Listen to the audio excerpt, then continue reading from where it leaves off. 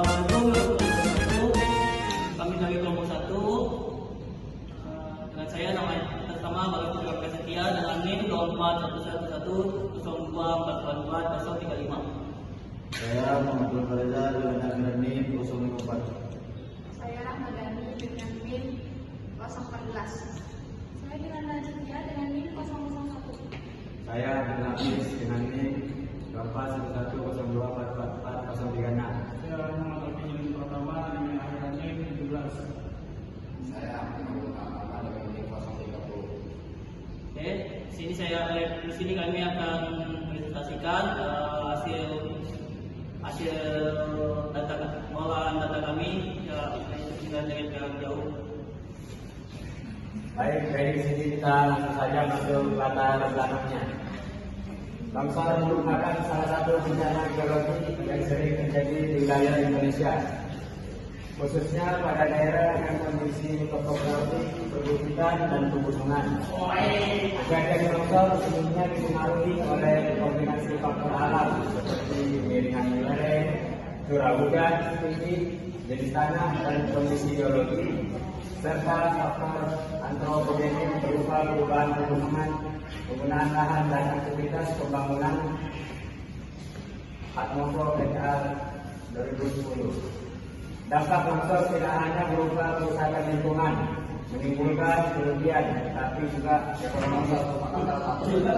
Geologi yang berkaitan kita pergerakan massa tanah atau bantuan karena pengaruh dari stratifikasi. Kejadian longsor umumnya dipengaruhi oleh kondisi fisik lingkungan seperti miringan lereng, jenis tanah, kondisi geologi dan curah hujan, serta faktor antropogenik merupakan perubahan penggunaan lahan dan aktivitas pembangunan di daerah lereng di wilayah termasuk seperti Indonesia. Curah hujan dengan intensitas dan durasi tinggi sering dari faktor pemicu utama longsor karena menggunakan kejenuhan tanah dan tekanan pori yang menyebabkan berkurangnya kestabilan lereng. Lanjut ke sini saya menjelaskan tentang peta kelerengan. Jadi untuk peta kelerengan ini dia menunjukkan bahwa bagian tengah hingga utara kota Balikpapan didominasi oleh lereng dengan kemiringan sedang hingga curam. Lereng curam memiliki gaya pendorong yang lebih besar terhadap pergerakan massa tanah, sehingga lebih rentan terhadap longsor, terutama apabila dikombinasikan dengan curah hujan tinggi. Hal ini sejalan dengan prinsip kestabilan lereng yang menyatakan bahwa peningkatan sudut lereng akan memperbesar peluang terjadinya ketidakstabilan lereng.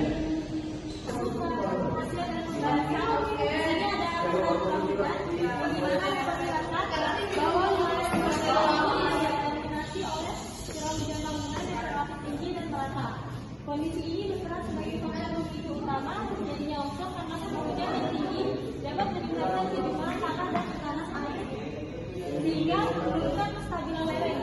Wilayah dengan curah hujan tinggi yang berada pada daerah perbukitan memiliki potensi longsor yang lebih besar dibandingkan wilayah dengan kemiringan lereng yang landai.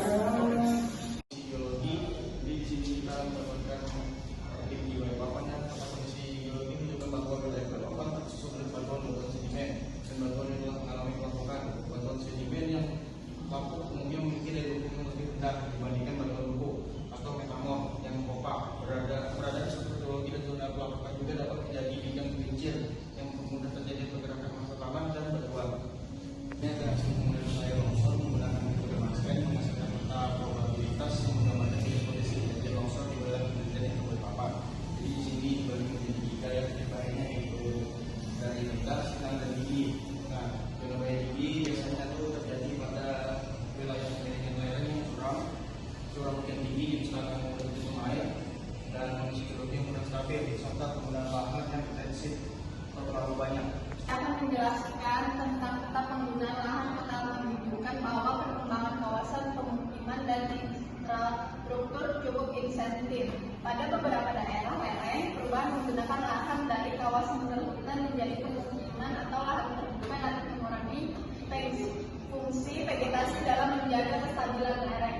Aktivitas pemotongan lereng dan pembangunan di daerah perbukitan berpotensi meningkatkan kerentanan longsor apabila tidak disertai dengan pengolahan lereng yang memadai.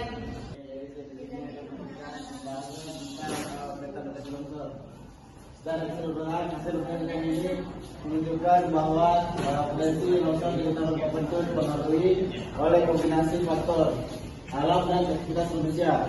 Integrasi berbagai variabel lingkungan menggunakan metode Maxent mampu memberikan gambaran spasial sebagai dasar spasial bahaya longsor yang cukup baik dan dapat digunakan sebagai dasar dalam upaya mitigasi bencana.